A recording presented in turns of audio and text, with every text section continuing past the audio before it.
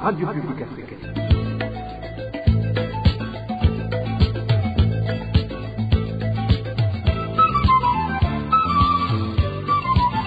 Radio Publique Africaine.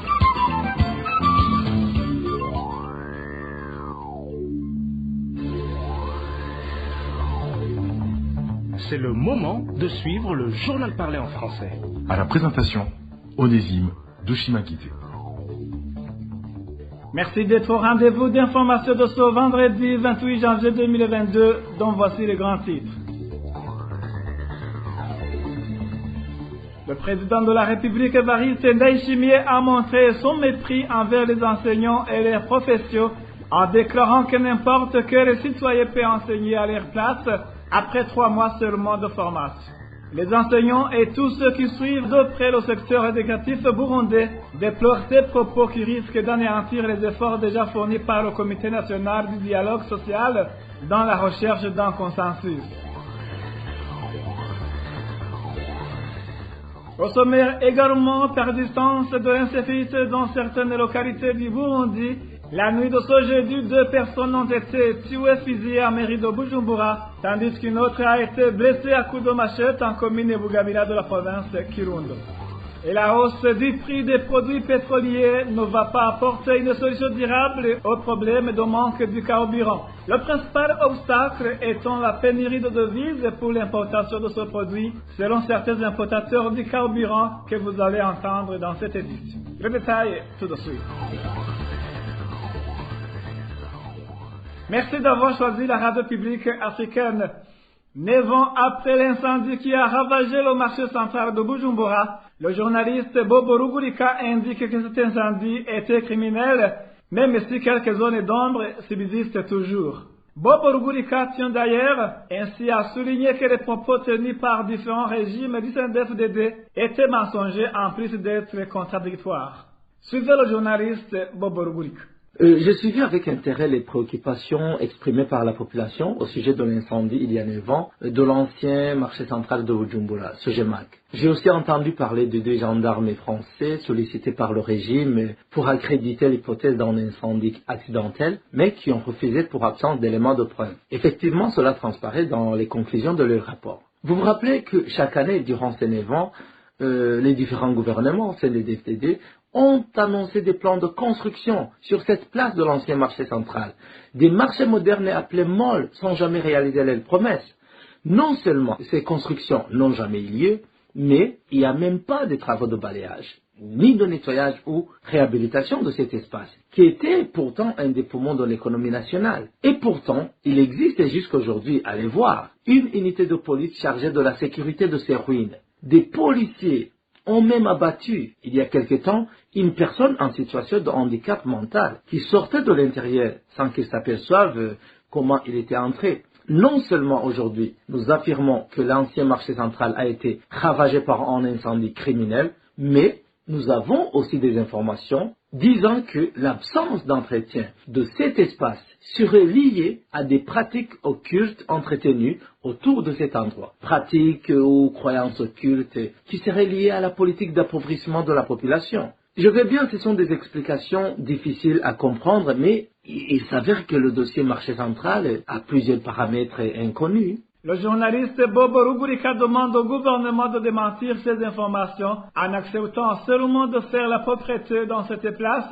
où fut érigé l'ancien marché central de Bujumbura.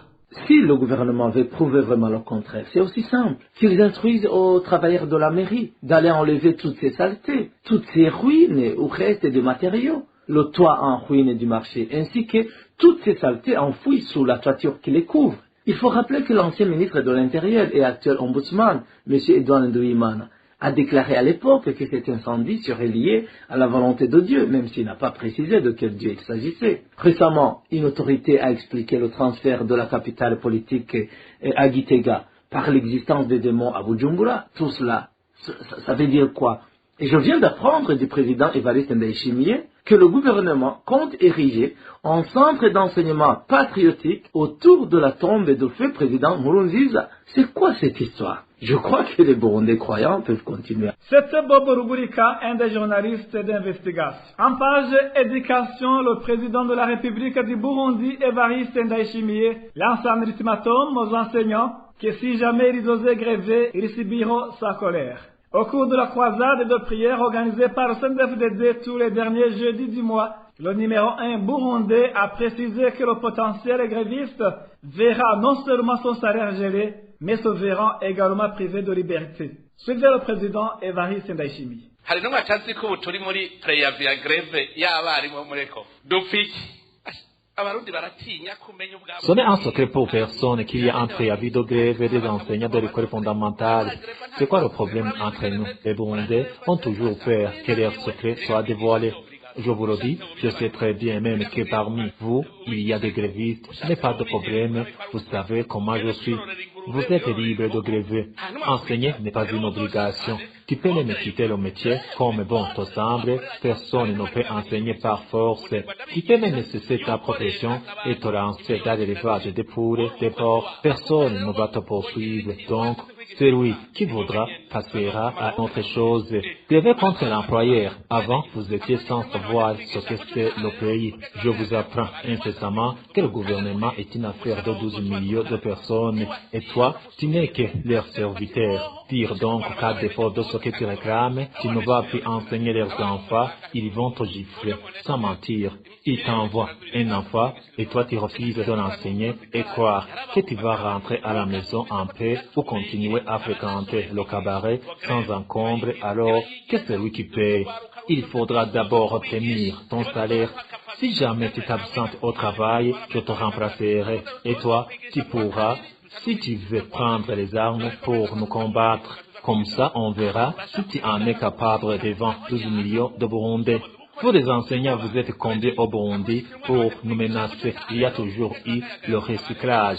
Mais parce que nous sommes en point de connaître ceux qui ne sont pas aptes à enseigner, ils se réfugient dans les grèves. Qu'ils le fassent, nous avons beaucoup de jeunes qui sont sans emploi. On va les former et leur donner du travail. La capacité pour enseigner ne peut s'acquérir qu'après 3 mois. Si nous décidons que tel va enseigner en deuxième année, nous allons juste te former pour enseigner dans cette classe et dans 3 mois, tu pourras aller enseigner. Comment les personnes peuvent-elles être fainéantes jusqu'au point de décliner la faveur de travail pour leur pays?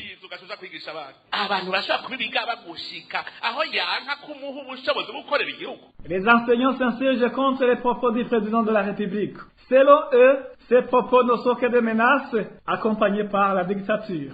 Écoutez les enseignants qui se sont entretenus avec la RPA. C'est un discours d'intimidation. Il fait semblant d'oublier les problèmes qui hantent le secteur éducatif des Burundais. Ce discours a été prononcé pour dissuader les mécontents de parler de la politique salariale. Il y a un montant de 130 millions dont nous ignorons jusqu'aujourd'hui la destination. À cela s'ajoute le manque de matériel didactique dont il veut occulter tous ces problèmes. En plus, déclencher un mouvement de grève fait partie de nos droits et destituer un fonctionnaire devrait se faire dans le respect de la loi. La réclamation se fait de 2 manières. D'abord, on présente les problèmes en précisant ses revendications, mais quand la réponse à la question est celle des menaces en disant qu'il faut la violence armée pour la confrontation, vous comprenez que ce sont des menaces auxquelles nous nous sommes habitués au Burundi, des menaces qui seront mises en exécution, surtout pour tuer les grévistes, mais aussi pour déclencher le processus d'abandonner complètement de la politique salariale et de chasser du travail tous ceux qui ne sont pas d'accord avec le gouvernement. C'est tout à fait compréhensible. Ce discours était prêt. C'est pour tuer chaque voix discordante.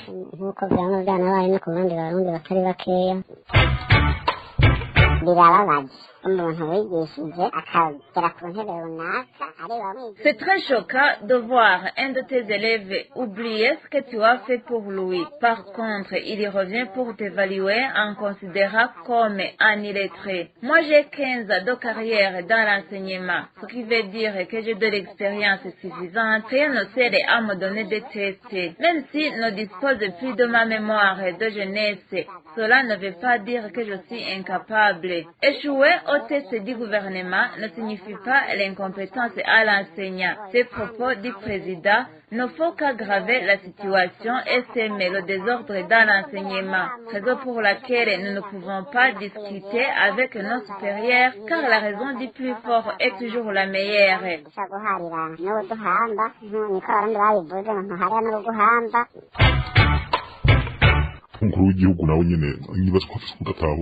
Il s'agit d'une incompréhension de la part du président de la République. C'est sûr qu'il lui-même ne s'en rend pas compte de la gravité de ses propos. Il viole le droit de grève des enseignants et des travailleurs reconnu par l'Organisation internationale du travail. En plus, ça ne sera pas la première fois qu'une grève se fait au Burundi. Ce qu'il n'ignore pas, mais dire qu'il va inviter la population à s'attaquer aux enseignants, cela n'est qu'une dictature pour montrer qu'il est capable. Sinon, je sais bien que si les enseignants se mobilisent pour faire ce mouvement de grève, je sais bien que le président changerait d'avis par la suite, pour la seule raison que tous les 12 millions de Burundais ne soutiennent pas ces idées de faire passer des tests aux enseignants. Le recyclage est nécessaire, mais cela ne nécessite pas des examens pour les enseignants. Vous comprenez bien que c'est toujours la pratique de la dictature qui est appliquée. L'usant de la force est anachronique.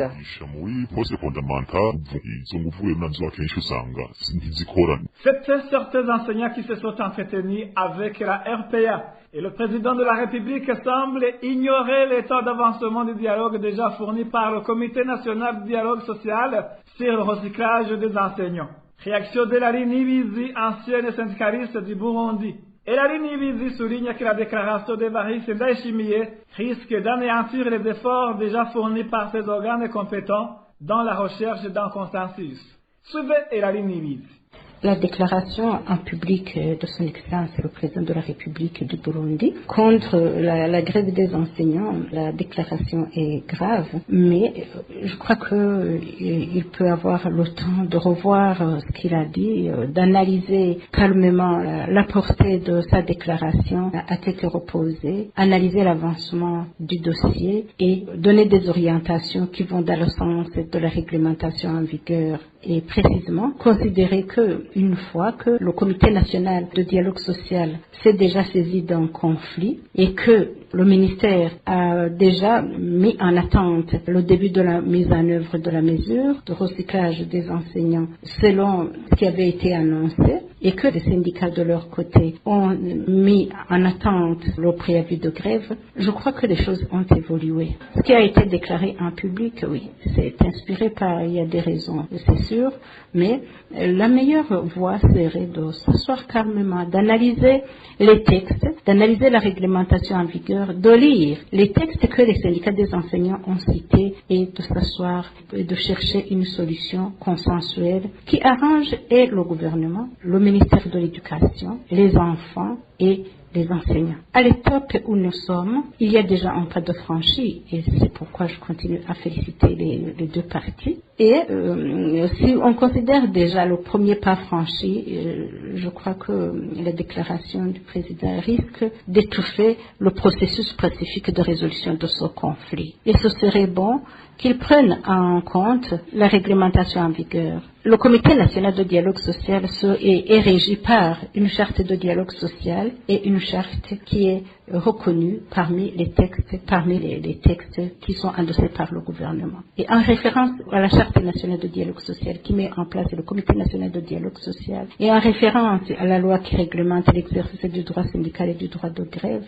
au statut général des fonctionnaires, son Excellence le président de la République gagnera et le gouvernement gagnera à laisser chaque institution faire son travail. Et Larry Nibizi ajoute également que les menaces proférées par le chef de l'État burundais à l'endroit des enseignants ne sont pas fondées et pourraient plutôt aggraver la situation.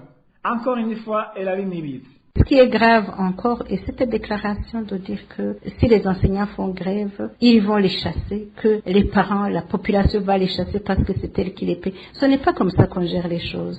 Cela peut provoquer une véritable catastrophe. Avec grève ou sans grève, sachez que c'est l'enfant burundais qui va en souffrir, qu'il y a une façon de gérer de manière plus paisible le conflit entre les syndicats des enseignants et le gouvernement. Quant à dire que si les enseignants font grève, ils peuvent les renvoyer et les remplacer en un tour d'honneur, c'est impossible parce que la profession d'enseignant, c'est vrai, ça demande des compétences, ça demande des connaissances, ça demande des attitudes que l'on ne gagne pas en une journée, qu'on ne gagne pas en quelques mois. C'est un processus d'éducation de l'éducateur. Il ne faut pas vraiment tromper la population, détourner l'attention de l'essentiel, avoir un éducateur achevé, disposé à enseigner à n'importe quel niveau de l'enseignement. Ce n'est pas une décision que l'on prend en une journée. En fait, je recommanderais plus de sagesse dans la gestion de ces revendications des enseignants parce que ce sont des revendications légitimes.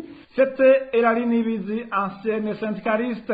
Les restants à propos du président Évariste Ndayishimiye dans la prière, organisée chaque jeudi par le parti CNDD-FDD, sont anticonstitutionnels et teintés de peur. De plus, ils y mettent en doute les capacités intellectuelles et émotionnelles du numéro 1 burundais. L'analyse de la rédaction avec Eloge Diveremish. Au-delà d'être un discours populiste devant son parterre de membres de son parti, les propos d'Évariste Ndayishimiye est d'une cacophonie exceptionnelle. La mise en garde contre les enseignants qui menacent d'observer un mouvement de grève montre à suffisance qu'ils ne maîtrisent pas la Constitution dont il est garant et qui consacre le droit à la grève pacifique sur fond de revendications fondées. Ici, il s'érige en un président qui viole la Constitution, donc susceptible d'être accusé de haute trahison. Cette mise en garde est par ailleurs une expression de la peur et de fuite en avant. Le gouvernement Évariste Ndayishimiye est en panne d'apporter des réponses aux diverses revendications des enseignants, entre autres le déblocage des annales, et se réfugie derrière des menaces contre ces enseignants pour les obliger de se taire. Se livrant à la définition des concepts de l'État et de la redevabilité, Évariste Ndayishimiye se rend ridicule et devrait réviser ses notes du cours de droit. La moindre tentative de croire en sa définition de redevabilité qu'il exige aux enseignants serait une insulte à l'intelligence humaine. Tenez, le principe de redevabilité est un mécanisme permettant de demander des comptes aux États et aux autres acteurs responsables sur leurs actions, leur inaction et les décisions qui affectent la jouissance par tous des droits humains. Par extension, la redevabilité sociale est une approche qui repose sur l'engagement citoyen, c'est-à-dire une approche dans laquelle ce sont les citoyens ordinaires et ou des organisations de la société civile qui exigent directement ou indirectement des comptes aux dirigeants d'un pays. Ceci nous amène à conclure que le président Évariste Ndayishimiye inverse sciemment les rôles, sans nier que les enseignants, eux aussi, sont redevables à condition de prester dans des conditions humaines acceptables garanties par le gouvernement. Ce sont plutôt ces derniers qui devraient exiger cette redevabilité à Ndayishimiye et à son gouvernement, qui ont l'obligation de rendre des comptes au peuple burundais. Malheureusement, c'est un gouvernement qui brille par son incompétence au sommet. Ici, tel est pris qui croyait prendre, dit-on. Ensuite, la manipulation des principes par inversion de rôle renforce ses fuites de responsabilité et le réconforte dans ses appels à la vindicte populaire contre les enseignants. Au monde entier, seul au Burundi, où un président s'arroge de tenir de tels propos lourds de conséquences d'une dictature rampante et qui témoigne de la faiblesse d'esprit des dirigeants. Par ailleurs, cette vindicte populaire annoncée contre les enseignants sera exécutée par la milice Imbonerakure à qui Évariste Ndayishimiye promet de remplacer les enseignants qui observeront le mouvement de grève. Cette milice compte en son sein beaucoup de jeunes chômeurs, incapables de les entretenir et de les rémunérer pour les crimes et actes ignobles qu'ils commettent pour asseoir le dictat du régime CNDD-FDD comme parti unique. Ils les caressent par des promesses, histoire de les jeter de la poudre aux yeux pour que le régime ait un peu de répit face aux multiples sollicitations des jeunes de sa milice. Enfin, Évariste Ndayishimiye affiche une arrogance extrême envers les enseignants tout en oubliant qu'il est le fruit de ces derniers. Perché de haut de son trône, il se croit omniscient et ne se rappelle plus que le peu de science dont il dispose est d'ailleurs douteuse, le doit à ses enseignants du primaire qui lui ont appris à lire et à écrire. Au lieu de sermonner en public les enseignants, il devrait plutôt valoriser la carrière de l'enseignant car, dit-on en Kirundi, Inyondirakura Ntisumbi Ayujuje. Merci à toi, Éloge Divers et Méchant. Après cette petite transition, nous parlons sécurité. Un de deux bandits qui étaient à bord d'une moto a été tué la nuit de ce jeudi au quartier 6 de la zone Ngagara, en mairie de Bujumbura, par des militaires qui assuraient la garde de l'un des ménages de ce quartier. Les deux bandits venaient de voler un sac à main d'une femme qui rentrait de son travail juste devant l'entrée de sa parcelle.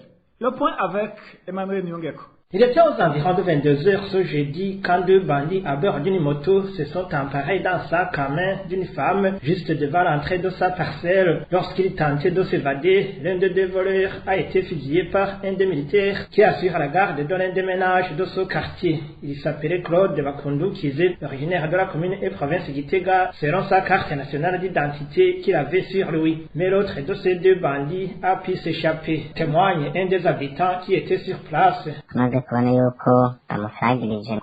Ils ne s'attendaient pas à ce que la personne qui les a arrêtés soit un militaire. Lorsqu'il tentait de s'évader, ce dernier a ouvert le feu et il a tiré plusieurs balles. L'un des deux bandits a été touché et il a succombé sur place, mais l'autre a pu s'échapper. Mais dans sa fuite, il a laissé son manteau. Les habitants de la zone Ngagara disent ne pas comprendre pourquoi ils sont souvent victimes de ce genre de banditisme durant les heures de la nuit, alors que les motos ne sont plus autorisées à circuler après 18 heures, d'où ils soupçonnent la police d'être complice avec ces malfaiteurs ou auteurs de ces forfaits. On ne comprend pas comment des motos traversent les ponts et certains axes pour venir commettre des forfaits dans les quartiers de la zone Ngagara au moment où ces endroits cités sont gardés par des policiers.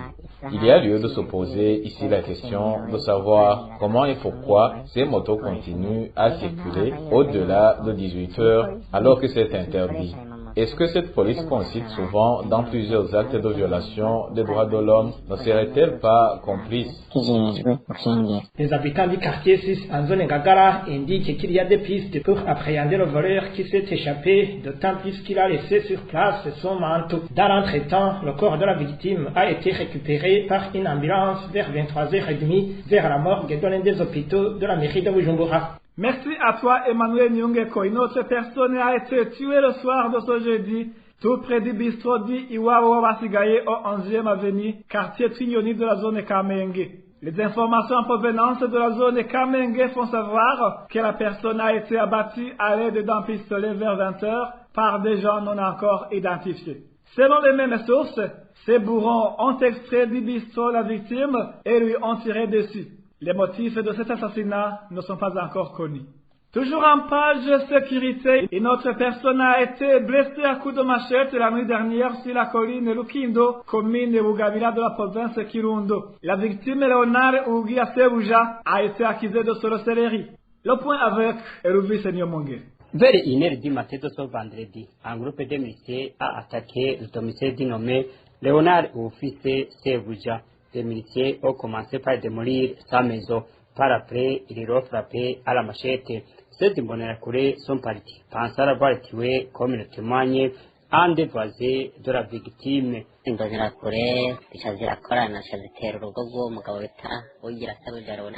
imbonerakure se sont réunis et ont attaqué le domicile de Léonard Uwikise Sebuja. Ils ont détruit sa maison. Des proches sont intervenus, mais ont été dispersés par les imbonerakure. Alors, quand la victime est sortie, s'enquérir de la situation, des imbonerakure l'ont frappé à la machette. Ils l'ont laissé pour mort.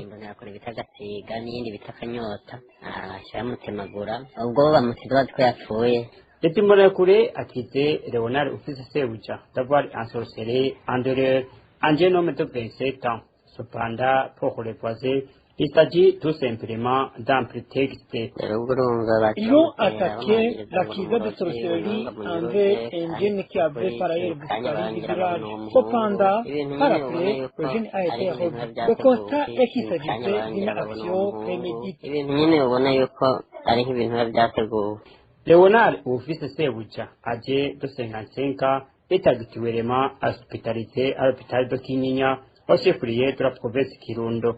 L'attaque qui a failli emporter sa vie était dirigée par Anselme Kanyota en compagnie d'un se nommé Gasiga. Selon l'administration locale, 6 des Imbonerakure qui avaient participé à cette attaque ont été arrêtés. Parlons justice à présent. Les irrégularités dans l'emprisonnement de Madame Gloriose Kamikaze Karegwa s'observent notamment dans la manipulation et changement des infractions lui reprochées depuis son arrestation. Réaction de maître Janvier Bigirimana qui précise que les infractions retenues contre elle sont sans fondement. Suivez plutôt maître Janvier Bigirimana. Le procès qui concerne Madame Kamikaze Karegwa Gloriose est un procès qui a été caractérisé par plusieurs irrégularités, notamment à travers l'accusation qui avait retenu des infractions qui ne pouvaient pas être commises dans le cadre de son dossier. C'est le cas des injures et des imputations dommageables qui ne peuvent pas être retenues contre l'accusé que lorsque ces infractions ont été commises de manière publique, et cela est prévu par les articles 264 à 266 du Code pénal. La deuxième irrégularité, c'est que le tribunal a retenu deux infractions qui ne peuvent pas être commises dans le cas de ce procès. C'est notamment l'infraction qui est l'outrage envers les autorités publiques ainsi que la version raciale. Nous précisons que pour l'outrage envers les autorités publiques, l'association Femmes Inouari est une ASBL de droit privé. Ce n'est pas donc des autorités publiques qui ont été concernées, parce qu'une association ne peut pas être confuse avec des autorités publiques. Quant à la version raciale, on ne comprend pas ce qui a pris le juge qui a pris cette décision, parce que les Bahouts, tout comme les Batoussi, ne sont pas des races. Donc on pouvait peut-être comprendre si on avait retenu la version ethnique, mais la version raciale dans le cas d'espèce, on ne peut pas retenir une version raciale dans le cas d'un Burundais qui aurait peut-être commis des injures, d'autres imputations dommageables à l'égard de son concitoyen, parce que au Burundi, nous ne constatons pas une race, d'où aucune composante sociale ne peut en effet être retenue comme une race dans le cas d'une même nation. L'autre irrégularité qui est remarquable, c'est que le juge a manifesté une intention, soit de nuire économiquement Madame Karegwa Gloriose, soit de l'écrouer pendant au maximum une année par le mécanisme de contrainte par corps, parce que les dommages et intérêts pour lesquels elle a été condamnée sont exagérés. Nous demandons donc que la justice qui est saisie de ce dossier puisse se ressaisir et de voir que la qualification qui a été retenue est totalement erronée et que les dommages et intérêts pour lesquels elle a été condamnée sont exagérés, ne sont pas justifiés, et aucune motivation ne pourrait être convaincante pour qu'elle soit condamnée à des sommes si colossales. Depuis ce mercredi, les prix du carburant ont été revus à la hausse à Bujumbura. Le prix d'un litre d'essence est passé de 2400 à 2700 francs burundais. Le prix de mazout de 2350 est revu à 2650 francs burundais et le prix d'un litre de pétrole est fixé à 2100 francs à 2450. À l'intérieur du pays, les nouveaux tarifs ont également été rendus publics par le ministère du Commerce ce jeudi 27 janvier 2022. Toujours à ce chapitre, inquiétude de la population face à la montée du prix du carburant. Comme conséquence, les prix des biens essentiels à l'instar des vivres vont augmenter plus que d'habitude. Hormis les vivres, le prix du ticket de transport sera également revu à la hausse. Écoutez ces habitants de la ville de Bujumbura qui se sont entretenus avec la RPA.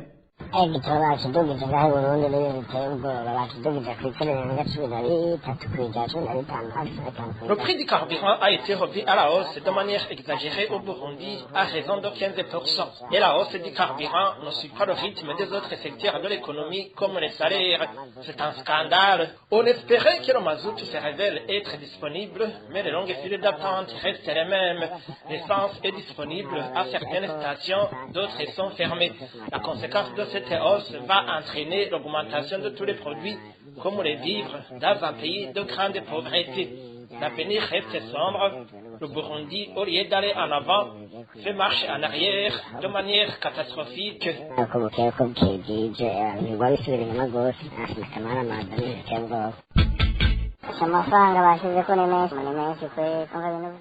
Le prix du carburant a fortement été revu à la hausse. Tout va connaître une flambée de prix, que ce soit les vivres, le transport, etc. Ça va être un chaos total au Burundi.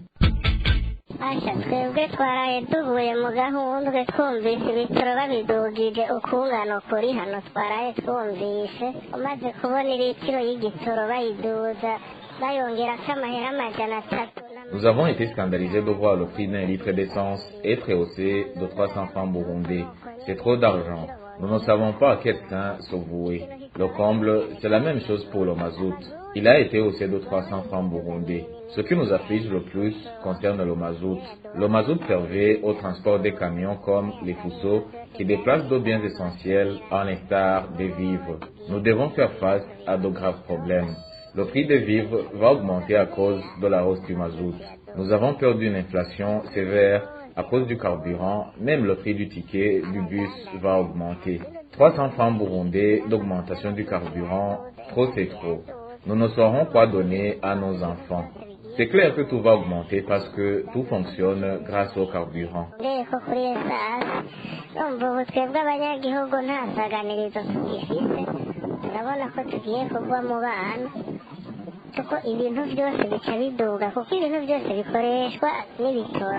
Même si les prix du carburant ont été revus à la hausse dans le pays, les importateurs du carburant de leur côté indiquent que cette mesure ne va pas apporter une solution durable au problème, car selon eux, le principal obstacle est la pénurie de devises pour l'importation du carburant. Ils demandent également au gouvernement burundais de résoudre ce problème crucial.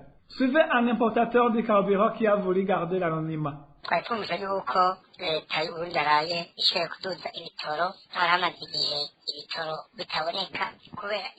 Nous avons entendu que le gouvernement a augmenté les prix des produits pétroliers après une longue période de pénurie causée par le manque de moyens financiers. De notre part, nous avons bien accueilli cette mesure car cela peut faciliter l'approvisionnement en carburant. Malheureusement, le danger reste entier. Les importateurs n'auront pas de devises pour s'en procurer. Le grand problème réside dans la hausse du prix du carburant sur le marché mondial. Nous n'avons pas d'espoir que les choses vont changer à cause du manque de devises indispensables pour importer le carburant, un manque que les dirigeants burundais ne veulent pas avouer. Nous demandons au gouvernement non seulement de donner aux pétroliers les moyens financiers pour pouvoir importer le carburant, mais aussi de distribuer le carburant sur toutes les stations-service. Par ailleurs, le gouvernement doit mettre en place un organe chargé de faire le suivi de cette distribution du carburant pour qu'il soit disponible à tout moment, afin qu'il n'y ait plus de stations-service qui passent des semaines ou des mois sans carburant. Le gouvernement doit apporter les fonds nécessaires et œuvrer dans la transparence en matière de carburant, afin que tous les consommateurs de carburant puissent s'en approvisionner.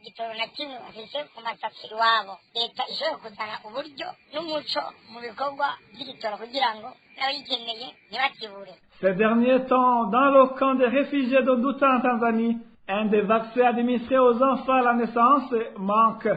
Une situation inquiétante pour les parents, d'autant plus que le personnel de santé dans ce camp ne donne pas d'explication à ce sujet. Réveillez avec Daniel Claire, il la trouve. Les parents du camp d'Nduta en Tanzanie disent que leurs enfants passent des mois sans être administrés, dont des vaccins prévus dès la naissance. Les bébés d'un mois et demi, 2 mois et demi et 3 mois et demi n'ont pas été administrés le vaccin PCV13. Imaginez-vous un enfant atteint de 3 ans sans avoir ce vaccin. Ses parents ajoutent qu'en cas de disponibilité du vaccin, ils n'ont aucun espoir de le voir un jour administré à leurs enfants. Ils me répètent toujours que le vaccin n'est pas disponible. Nous craignons qu'il ne soit disponible que quand les enfants auront dépassé l'âge d'être vaccinés. C'est une situation surprenante. Dans l'hypothèse de la disponibilité du vaccin, nous souhaitons qu'il soit administré à nos enfants, même si nous savons qu'il ne sera jamais administré. Les réfugiés d'Nduta lancent un appel aux ONG œuvrant dans le secteur de santé de trouver une solution à ce problème. Merci à toi, Dani Claire et la Trouva. Ainsi s'achève cette édition. Merci, mesdames et messieurs, de votre prêté oreille attentive. Merci aussi à l'équipe de la rédaction et à l'équipe technique pour leur bonne collaboration. À la présentation, c'était Onésime de Chimagis. Bon début de week-end à tous.